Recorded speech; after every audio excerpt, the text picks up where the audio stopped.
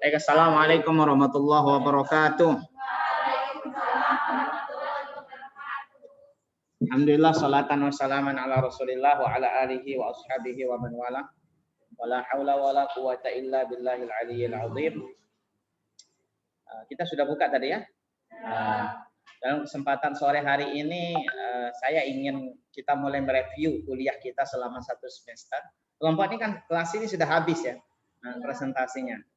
Jadi kalau yang bergabung lewat Zoom mungkin ada yang kelompoknya belum presentasi, yang kelas lain ya, karena gabung dengan kelas lain.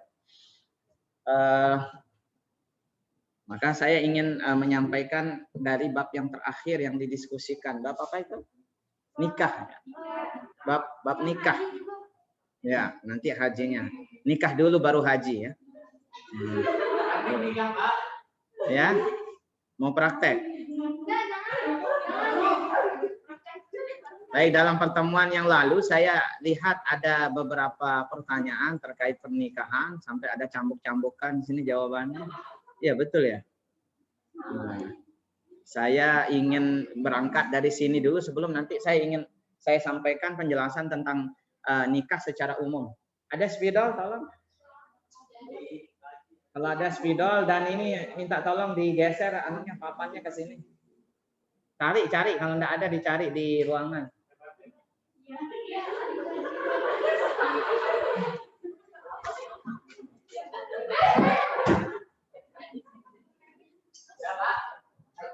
Lagi.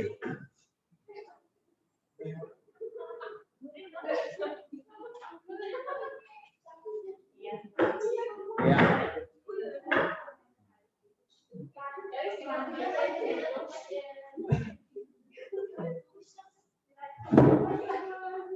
Maksud saya begini, di belakang saya nih kan, karena nanti ya,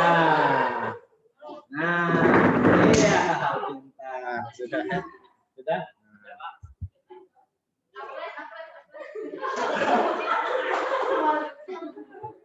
Kita mulai dari pertanyaan ya. Tolong spidol dari di bawah di kantor. Siapa? Pertanyaan pertama dari Fatun Nurdinah. Yang mana anaknya Fatun Nurdinah? Fatun Nurdinah bertanya, salah satu dari kriteria calon istri yang baik adalah bukan kerabat yang dekat. Nah, pertanyaannya mengapa calon istri yang baik bukan dari kerabat yang dekat, namun banyak halnya keluarga atau orang tua menikahkan anak mereka dengan keluarga sendiri. Kenapa calon terbaik itu harus dari yang jauh?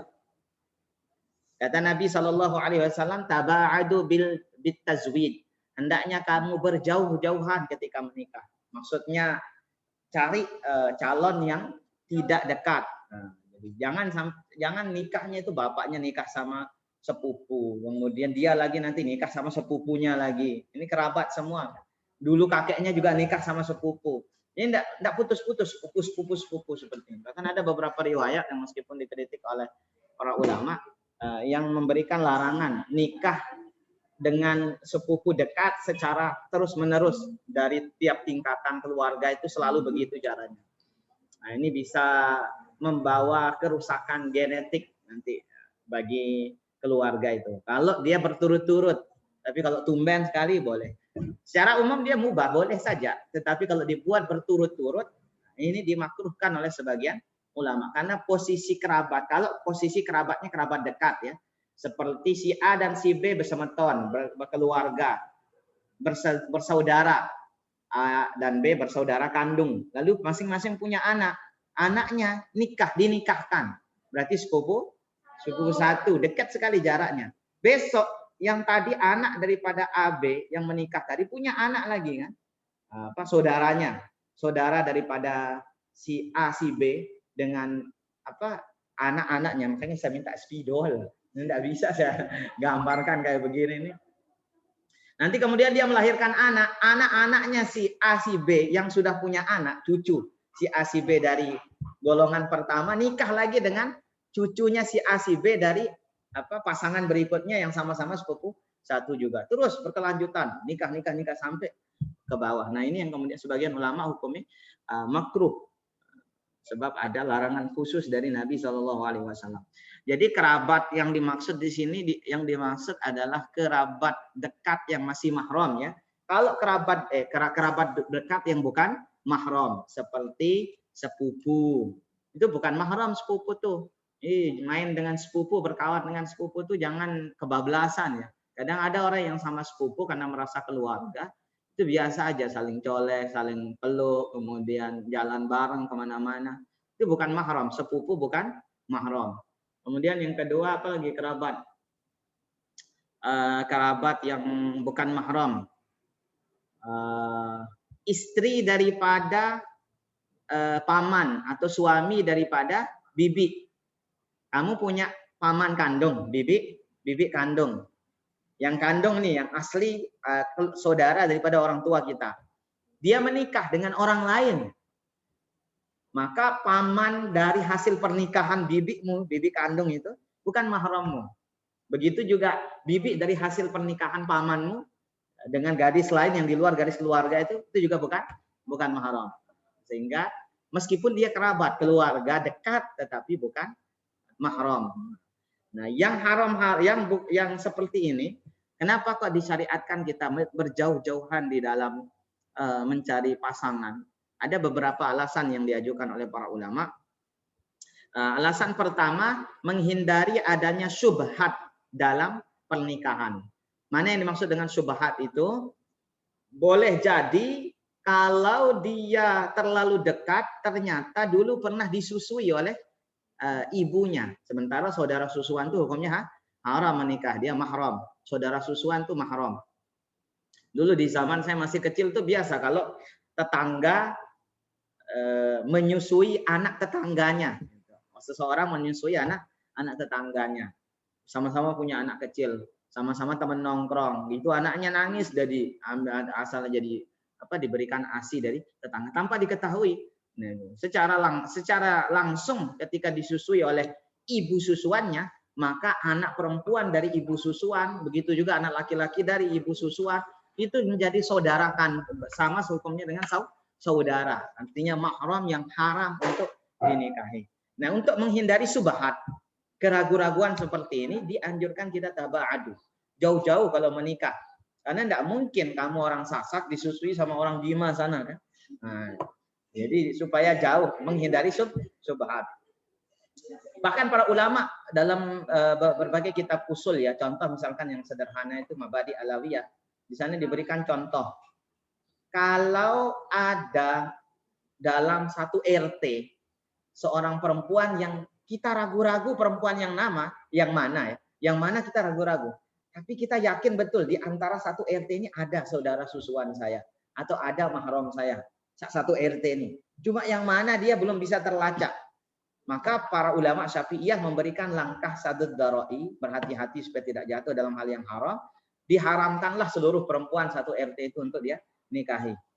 Supaya tidak salah tembak. Nanti sudah kedeng punya anak 3, ternyata baru ketahuan, oh ini mahramnya, akhirnya dicerai. Setelah tahu harus cerai. Saya punya kawan yang kena ada kasus seperti itu. Anaknya udah besar-besar, udah ada yang kuliah, baru ketahuan ternyata dulu pernah menjadi dia pernah nitip diasikan oleh ibu dari istrinya karena masih kerabat tadi, masih dekat rumah. Akhirnya yang terjadi syubhat. Ini yang pertama ya syubhat, menghindari syubhat. Yang kedua, fungsi taba'adu bit tazwid, berjauh-jauhan dalam menikah itu untuk memperluas silaturahim. Sebab menikah itu bukan hanya urusan kamu dan dia, aku, kamu, aku, kau dan KUA gitu kan. Nah, bukan hanya urusan itu saja. Bukan itu, tapi urusan 2 keluarga, urusan 2 suku bahkan. Bahkan tidak jarang sampai urusan 2 negara kalau dia berbeda negara. Semakin jauh menikah, semakin jauh jalur pernikahan atau pasangan hidup yang diambil, maka semakin baik untuk perluasan silaturahim. Kata Nabi SAW, man ahabba ay yabsuta bihi rizqahu. Siapa-siapa yang suka diluaskan dengannya rizkinya, au yunsha'u bihi umrahu, atau dia dipanjangkan dengan sebab itu umurnya, falyasil rahimahu. Hendaknya dia menyambung silaturahim. Jadi silaturahim ini kalau diperluas bisa memperpanjang umur, memperluas rizki. Kamu yang menikah dengan besok misalkan nikahnya, kalau nikahnya hanya sama tetangga, sama-sama orang Taliwang misalkan, ini Taliwang sini maksud saya, Taliwang Mataram. Iya, kamu hanya dapat rasain ayam Taliwang saja gitu. Ya suamimu, kamu kan sama-sama taunya ya pelecing, ayam Taliwang itu aja. Tapi kalau nikahnya orang Sumbawa dengan orang Sasak, kamu tahu jadinya yang namanya singang, tahu yang namanya sepat, tahu nama yang lain-lain, tahu daerah Sumbawa, tahu bagaimana karakter orang Sumbawa, banyak hal-hal lain yang kemudian kita ketahui. Ini hikmah dibalik perintah untuk berjauh-jauhan di dalam mencari pasangan. Tidak apa-apa, sekarang kamu target misalkan, saya tidak selera dengan orang Indonesia, cari orang Arab aja sekalian misalkan. Boleh, bahkan dianjurkan, semakin jauh semakin baik. Tapi tetap ya catatannya antarodin ya, saling meridhoi. Jangan sampai kamu saja yang ngebet dengan orang Arab, ternyata orang Arab ada yang kanggo, tidak mau sama kita dan sebagainya. Baik begitu ya, itu setidaknya 2 hikmah dan kehati-hatian kita di dalam berumah tangga, memilih calon istri. Kemudian yang ketiga, pertanyaan kedua, nama Ersa Wahyuliati, orangnya yang mana? Ingin bertanya, bagaimana hukumnya untuk seorang suami yang sebelumnya tidak mengakui anaknya dan setelah melakukan tes DNA ternyata terbukti bahwa itu adalah anaknya. Maksudnya gimana ini? Dia nikah dengan anaknya begitu? Nikah dengan perempuan nih. Terus? Istrinya siapa? Istri yang baru dia nikah itu. Dia punya anak, tapi tidak mengakui. Terus masalahnya di mana? Hukum apanya? Hukum pernikahannya atau hukum apanya? Oh, ini maksudnya hukum tidak mengakui anak. Ini kayaknya banyak nonton sinetron anak yang tertukar. Bayi yang tertukar. Putri yang tertukar. Bagaimana hukum tidak mengakui anak kandung? Hukumnya durhaka. Termasuk uququl walid ala waladihi. Termasuk bentuk daripada kedurhakaan orang tua kepada anak. Jangan dikira orang tua itu tidak bisa durhaka sama anaknya. Bisa.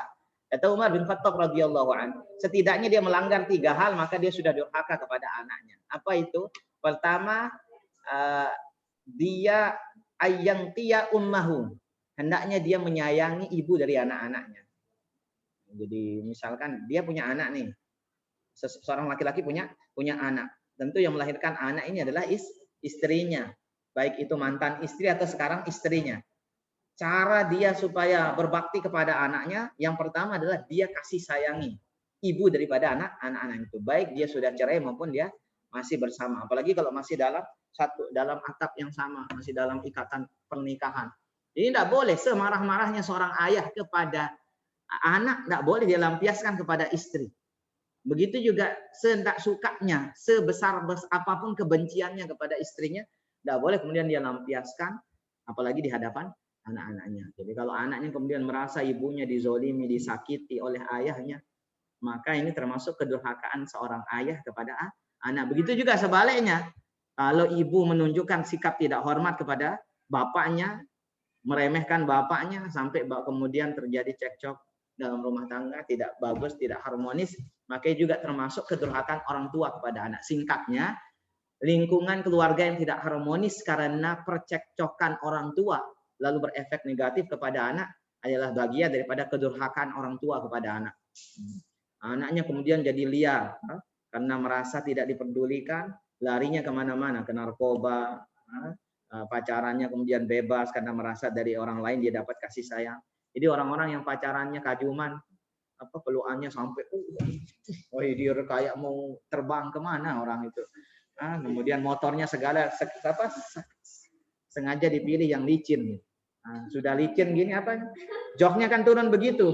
Sebelum berangkat kuliah dia pakaikan kit lagi. Dioles sampai licin. Jadi kalau ngerem bisa astagfirullah, padahal dalam hati alhamdulillah. Jadi anak-anak yang seperti ini, orang-orang yang seperti ini cara bergaulnya salah satu sebabnya adalah karena kekurangan kasih sayang dari keluarga, sehingga dia mencari di luar dari keluarganya. Kalian silahkan amati saja orang yang pacarannya keterlaluan, kebanyakan kurang kasih sayang dari keluarga. Jadi salah siapa? Salah orang tua, durhaka orang tua kepada anak. Ya sekedar tidak berlaku baik saja bisa menyebabkan durhaka, apalagi sampai tidak mengakui anak. Bahkan kata Umar bin Khattab yang kedua, ayyuhassina ismahu, hendaknya dia beri nama yang baik anak itu. Bukannya tidak diakui, tapi diambil, dirawat, dan diberikan nama yang baik. Kalau dia beri nama dengan nama yang buruk, misalkan karena anaknya hitam, dia kasih nama Hajar Aswad. Nah, sebab anaknya hitam. Atau dalam kasus riwayat ini dikasih nama anaknya Ji'lan. Ji'lan itu seperti kumbang hitam yang mengumpulkan kotoran. Tahu? Kotoran sapi, kalau kamu tinggal di daerah banyak yang ternak sapi, ada kumbang yang suka masuk dalam kotoran sapi, itu warnanya hitam. Nah, ini karena hitam pekat seperti itu, anaknya diberi nama Ji'lan oleh bapaknya. Maka ditegur oleh Umar bin Khattab. Salah satu kedurhakaan orang tua kepada anak adalah dia berikan nama yang buruk kepada anaknya. Yang terakhir, ayu alimahul Quran, harus diajarkan Quran. Kalau tidak ajarkan Quran, maka durhaka. Dari 3 kewajiban orang tua kepada anak ini, poin kedua adalah memberikan nama anak. Memberikan nama anak yang baik tentu harus diiringi dengan pengakuan. Kalau ada orang tua yang tidak mau akui anaknya, jangan sampai kemudian dia tidak mau kasih nama, tidak mau kasih nafkah, tidak mau kasih yang lain-lain, maka ini bagian daripada kedurhakaan orang tua kepada anak. Ada dosanya. Siapa yang balas? Allah. Kewajiban anak harus tetap bakti kepada kedua orang tuanya. Nanti suatu hari dia butuh bantuan kamu. Ada orang tua yang seperti ini. Setelah buang anaknya, ternyata anaknya besar, jadi orang sukses. Dia tua, tidak bisa melakukan apa-apa. Butuh bantuan kepada anaknya. Maka si anak tidak boleh membalas perlakuan yang sama. Sebab durhakanya orang tua kepada anak, dosanya nanti urusan dia dengan Allah. Tetapi durhakanya seorang anak kepada orang tua, kata Nabi SAW dalam riwayat Abu Daud, akan langsung diberikan hukuman oleh Allah di dunia, DP. Nanti di akhirat dilunasi siksanya untuk anak yang durhaka kepada orang. Tapi kan dia di luar yang buang kita. Itu urusan dia dengan Allah nanti. Karena anak itu yang memberikan amanah siapa? Allah. Urusan dia dengan Allah nanti. Tetapi kita diwajibkan bakti pada orang tua, itu ada perantara. Perantara orang tua yang melahirkan kita. Dia masih ada. Jadi kepada dia yang melahirkan itu yang kita harus berbakti. Baik, itu di luar tema ya, tapi sudah saya jawab. Kemudian ada pertanyaan lagi. Anak yang dikandung istrinya sebagai anaknya. Oh, ini lain lagi, ini tanggapannya. Maksudmu anaknya sudah lahir di luar? Atau tidak mengakui anak yang dikandungan istrinya? Oh, sudah lahir, berarti betul ya yang saya jelaskan tadi. Kalau gimana kalau dia misalkan sudah nikah, istrinya hamil, malah dia tidak ngakui itu anaknya. Saya pergi merantau 1 tahun, pulang-pulang kok kamu sudah mengandung. Ya wajar dia curiga kan? Karena ada beberapa kasus secara medis di mana sperma itu terlalu lambat nyampe ke, bukan nyampe ya, terbentuk janin di dalam rahim perempuan itu. Lambat ini, tidak strong, sehingga lambat proses perkembangannya. Orangnya udah pergi setahun, baru kemudian kelihatan hamil, sehingga usia kehamilannya bukan 9 bulan, tetapi lebih dari 9 bulan. Karena dalam fikih Islam, usia kehamilan itu paling lama 4 tahun dalam fikih Islam. Paling lamanya usia kehamilan 4 tahun. Ada suami yang tidak sabaran, misalkan dia itu bukan anak saya. Atau seperti kasus yang viral itu di media sosial, siapa itu artis yang melahirkan anaknya dites DNA itu. Nah itu sudah ya. Oh ya. Jadi kalau dia tidak akui itu anaknya, sama dengan qadzaf. Qadzaf itu menuduh orang berzina, termasuk dosa besar. Apalagi yang dituduh istri sendiri, termasuk dosa besar. Dalam syariat bagaimana? Kata Allah dalam Quran, walladzina yarmuna azwajahum wa lam yakul lahum syuhada'u illa anfusuhum fasyahadatu ahadihim arba'u syahadatin billah innahu laminas shadiqin wal khamisatu anna la'natullahi alaihi in kana minal kadhibin. Kalau ada seorang laki-laki nuduh istrinya berzina, meyakini bahwa yang dikandungan istrinya itu bukan anaknya, ini kan itu bukan anak saya, atau sekedar dia ungkapkan kalimat sumpahan yang biasa orang kalau berkelahi suami istri di kampung-kampung ya, kemudian dia berikan sumpah serapah kepada istrinya dengan caci makian yang mengarah kepada tuduhan sebagai, mohon maaf, pelacur ya, sebagai PSK. Sampai dia keluarkan dengan mulutnya, istri tersinggung. Maka tidak halal bagi laki-laki tersebut untuk mengakui atau mengungkapkan kalimatnya itu kecuali dia mendatangkan 4 orang saksi. Kalaupun dia tidak bisa, dia harus bersumpah 4 kali atas nama Allah. Ini kata Allah dalam Quran surah An-Nur. Jadi suami-suami yang menuduh istrinya berzina tidak dapat saksi kecuali dirinya saja, hendaknya dia bersumpah 4 kali. Demi Allah, saya yakin bahwa kamu berzina misalkan dengan laki-laki lain dan itu bukan anak saya. Dia ulangi sumpah ini sampai 4 kali. Demi Allah, demi Allah, demi Allah. Baru yang kelima dia tambah. Dan saya bersumpah atas nama Allah, kalau saya berbohong dengan tuduhan saya siap mendapat laknat dari Allah. Ya, seperti ini baru dia kemudian terhindar dari hak qadhaf. Qadhaf itu menuduh perempuan baik-baik berzina, termasuk istri sendiri.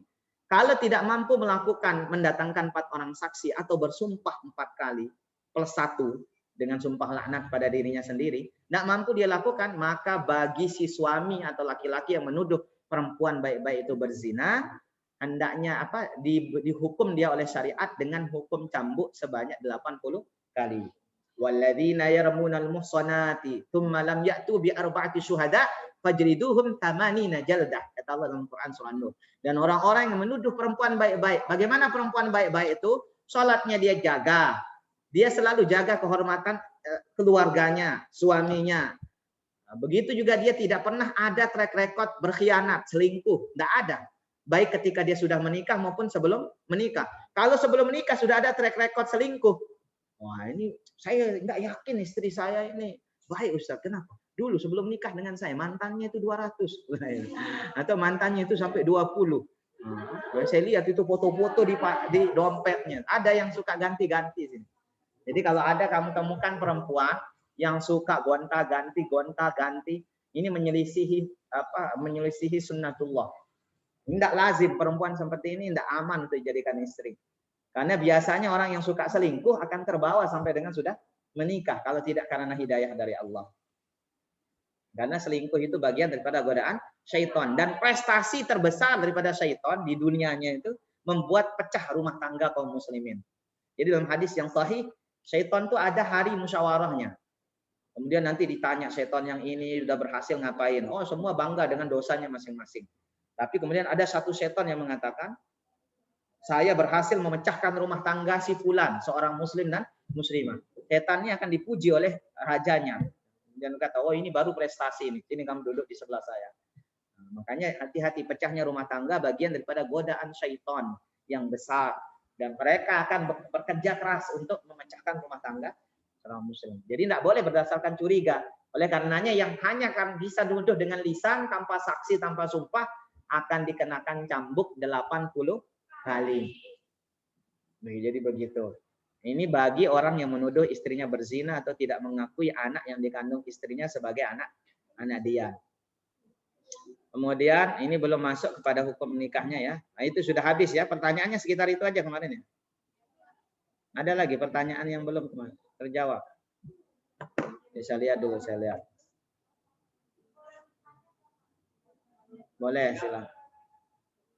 Kenapa? Apa yang mau ditanyakan? Sebelum saya masuk ke perinciannya, apa yang mau ditanya?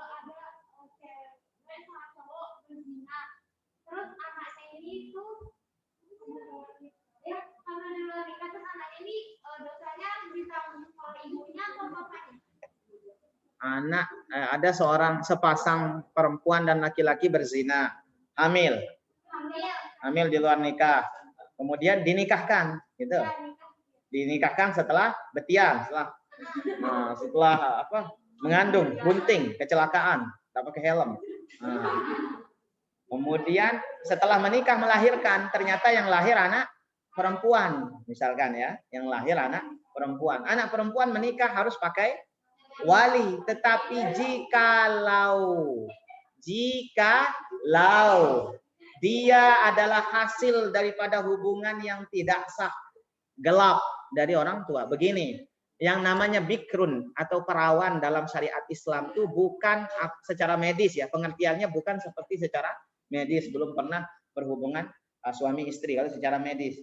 hatta dia pernah berhubungan suami istri, berzina di luar daripada ikatan nikah yang sah, maka dalam syariat Islam dia dipandang belum memiliki ikatan apapun alias bikrun, perawan dalam pandangan syariat. Maka anak yang dia sudah kandung di luar daripada ikatan yang sah tidak diakui oleh syariat, sehingga tidak memiliki hak wali. Ayah yang punya anak putri hasil perzinahan dia dengan ibunya dulu.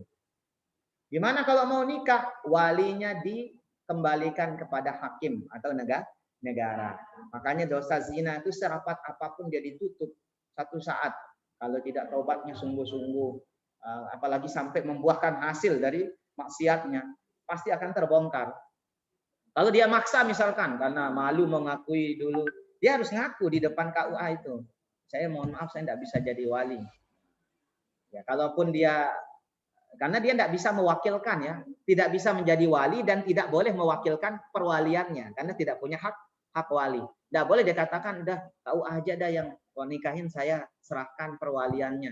Tidak ada hak dia menyerahkan perwalian. Yang harus dia katakan, ini anak hasil hubungan saya, dosa saya dulu, sehingga tidak ada hak wali saya kepada anak ini, maka dikembalikan kepada negara. Nanti yang mewalikan KUA sebagai perwakilan negara, jadi kantor urusan agama atau penghulu yang ditugaskan, dia yang menjadi wali ketika menikah. Kalau dipaksa dia jadi walinya, ayah tadi yang sudah menghamili perempuan tadi, lalu lahir anak perempuannya, dia maksa lagi jadi walinya, merasa dia bapak biologisnya. Kemudian terjadi akad nikahnya dinilai batal sebab walinya tidak sah sebagai wali. Ini akad nikah dinilai batal. Kemudian anak ini karena tidak tahu sudah berhubungan dengan suaminya, bahkan sudah punya anak, maka anak-anak yang lahirnya juga hasil zina, terus sampai ke bawah, hasil zina. Jadi dosanya akan beruntun. Makanya kata Imam Al-Ghazali rahimahullahu taala dalam Mukhtasar Ihya Ulumuddin, dosa zina itu kalau diruntut tidak akan habis sampai 70 tahun amal kita. Maksudnya dosa itu akan terus berlanjut dari anak-anaknya. Kalau disembunyikan lalu diakadkan lagi anak perempuannya, dia sebagai bapak biologis yang dianggap tidak sah secara syariat, maksa untuk mengakad nikahkan putrinya yang hasil daripada perbuatan zina. Jadi berat sekali. Makanya bagi laki-laki dan perempuan, kalian semua jangan menganggap sepele hal ini. Sekarang mungkin enak-enak saja, kalau tidak ada yang lihat, tidak ada yang tahu. Tapi besok, ketika sudah punya anak keturunan, atau ketika diketahui oleh orang tua, malunya luar biasa, kemudian aib ini akan terus terbawa. Bayangkan betapa sedihnya anakmu, anak orang lah, jangan anak muda ya. Anak orang ketika dia tahu bahwa dirinya adalah hasil hubungan yang tidak sah dalam pandangan syariat, dia akan merasa minder dan sebagainya. Bahkan para sebagian ulama mengatakan kalau dia laki-laki ya tidak berhak untuk memimpin atau menjadi imam. Kenapa? Karena lahirnya dari hubungan yang tidak sah. Meskipun pendapat-pendapat ini masih besar terbuka peluang diskusi. Baik, sekarang kita fokus pada beberapa hal terkait nikah. Karena kita review singkat beberapa hal terkait pernikahan. Jadi nikah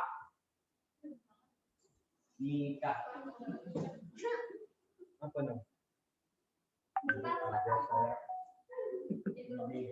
Nikah atau ini dalam bahasa Arab kan nikah. Kata Nabi Shallallahu Alaihi Wasallam, an nikahu sunnati, wa man raghiba an sunnati falaysa minni. Nikah itu sunnahku. Siapa yang tidak suka, tidak mau, tidak ridho dengan sunnahku, maka bukan bagian daripada golonganku. Ada yang tidak mau nikah di sini? Hah? Semua sudah mau nikah? Ada cita-cita jomblo sampai mati? Jangan sampai ada cita-cita jomblo sampai mati. Karena hidup sendiri itu tak enak. Tak enak. Hidup sendiri tidak enak. Nikah. Jadi nikah itu secara bahasa adalah tuntunan syariat untuk menghalalkan sesuatu. Secara istilah syariat ya, tuntunan syariat untuk menghalalkan sesuatu yang tadinya haram, yaitu jima atau hubungan badan antara laki-laki dengan perempuan. Ini nanti yang online kalau mati zoomnya masuk kembali ya. Hubungan yang tadinya diharamkan oleh syariat. Maka dalam Islam nikah ini hukumnya terbagi. Hukum asal daripada pernikahan itu adalah mubah.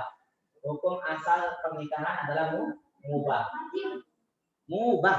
Hukum asal nikah adalah mubah. Suatu kali ketika nanti memenuhi syarat tertentu, dia naik menjadi sunnah. Bisa juga menjadi wajib. Bisa juga menjadi makruh. Bisa juga menjadi haram. Kapan pernikahan itu menjadi mubah? Ya, mubah itu artinya boleh. Boleh nikah, boleh juga tidak. Kapan? Sesuai dengan sabda Nabi Shallallahu Alaihi Wasallam. Ya ma'syarus sabab, wahai para pemuda, man istata'a minkumul ba'a. Siapa di antara kalian yang sudah mampu al-ba'a? Al-ba'a itu kata Imam As-San'ani mereproduksi, melakukan reproduksi, melakukan hubungan seksual. Siapa yang sudah ngerti masalah seperti ini kata Nabi, fal yatazawwaj. Hendaknya langsung menikah. Sudah ngerti saja. Jadi syarat yang pertama cukup umur. Cukup umur. Ini kalau mubah ya boleh nikah. Cukup umur. Kedua, mampu. Mampu ini secara material maupun imaterial. Baik materi maupun yang non materi. Yang materi itu bagaimana?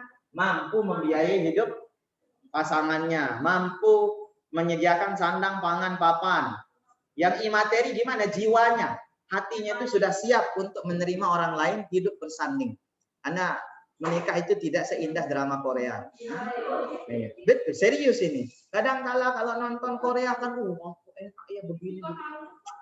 Enggak. Jadi nikah itu tidak seperti rumit. Hubungan pernikahan ini sesuatu yang rumit, perlu kelapangan dada untuk menerima perbedaan. Boleh jadi sekarang kamu lihat calon istri atau calon suami itu Masya Allah super sekali. Dari wajahnya, senyumnya, jangankan senyum, nyebang saja sudah. Yang penting lihat wajahnya lah. Kelihatannya kok rapi, lemah gemulai, kalau ngomong selalu sopan. Mas permisi. Ini semua topeng. Tahu namanya topeng. Bahkan Quran sudah mengingatkan, wa ashiruhun nabil ma'ruf. Wahai para laki-laki, pergauli istrimu itu dengan baik. Tapi ingat, nanti kalau kamu temukan wa in karahtumuhunna syai'a, nanti pasti kamu akan jumpai dari mereka tuh sesuatu yang kamu benci. Nanti ketemunya. Tapi ingat sabar, kata Allah, sabar. Asa ayyaj'alallahu fihi khairan katsira. Barangkali di dalam hal yang kamu benci itu Allah letakkan kebaikan yang banyak. Jadi di luar seperti ini bagus. Ini kan rapi semua kelihatannya ini. Kan kita tidak tahu apa perilaku orang-orang di rumahnya. Di kamarnya ini kayak apa. Tidak tahu. Kamarnya laki-laki itu kayak apa. Bagaimana cara dia urus pakaiannya. Bagaimana cara urus dapurnya. Bagaimana cara dia urus makanan sehari-harinya. Tingkah lakunya dengan orang tuanya sehari-hari. Kan menjadi rahasia semua sekarang. Setelah akad nikah, 1 tahun pertama aman. Bisa. Masih jaib. Jaga iman. Ukurannya sakit perut. Mau sekedar kentut saja itu malu. Di depan pasangan baru setahun kan. Kan bisa rusak iman. Masa cantik-cantik. Ngebom. Ngedor. Wah rusak iman. Tetapi ketika sudah 2 tahun, 3 tahun, urusannya sudah biasa lagi. Aduh, jangan-jangan. Apalagi cowok-cowok. Habis sudah. Jadi maksud saya, mampu secara materi, dia mampu menghidupi orang lain. Non materi secara psikologis dia sudah mampu menerima kenyataan bahwa manusia itu diciptakan berbeda dan punya kelebihan serta kekurangan. Kalau masih mimpi-mimpi Korea, aduh belum boleh nikah. Nanti dulu. Mampu cukup umur, mampu materi dan non materi, belum terpaksa menikah, belum terdesak ya, belum terdesak untuk menikah. Saat ini dia boleh. Ketika orang itu sudah cukup umur, mampu secara materi dan non materi, tapi belum terdesak untuk menikah. Apa maksudnya belum terdesak? Agamanya masih aman. Dia pergaulannya bisa dia jaga. Tidak ada perempuan yang dia dekati dan bisa menjerumus ke dalam perzinahan. Jadi masih sibuk dengan pekerjaan macam-macam. Saat itu hukum nikahnya mubah. Boleh aja, boleh kalau mau nikah boleh. Nggak nikah juga saat ini ya, nggak apa-apa. Ya, kalau kita ukur usia rentan usia 25 sampai 30 untuk laki-laki. Itu masa dia untuk mencari kelayakan menikah. Tapi untuk perempuan lebih kecil dari itu. Jadi 22 sampai 25 itu sudah usia menikah yang pas untuk perempuan. Kalau perempuan menikah sudah menjelang usia 30, nah itu sulit dapat calon yang sekufu, yang setara.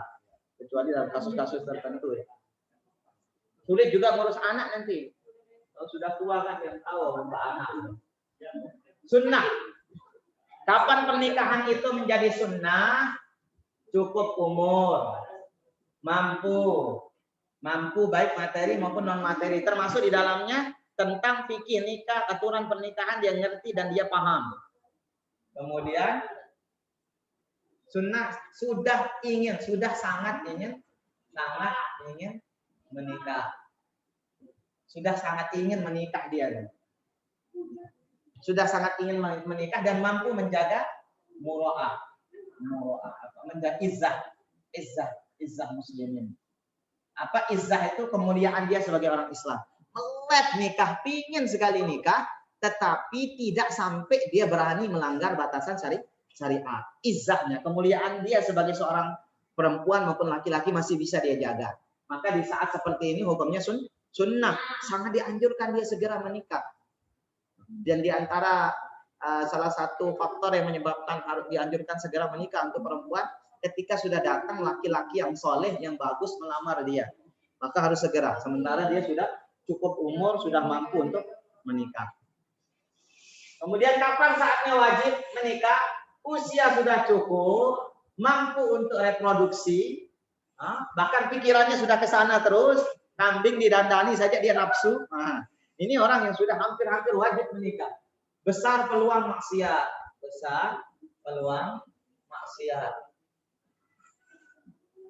Jadi ketika dia sudah mampu, ekonominya mapan, umur sudah cukup, karena dia sudah seperti itu keadaannya, nafsu syahwatnya tidak bisa lagi terbendung, sehingga tadi kebelet nih nikah, sudah kebelet.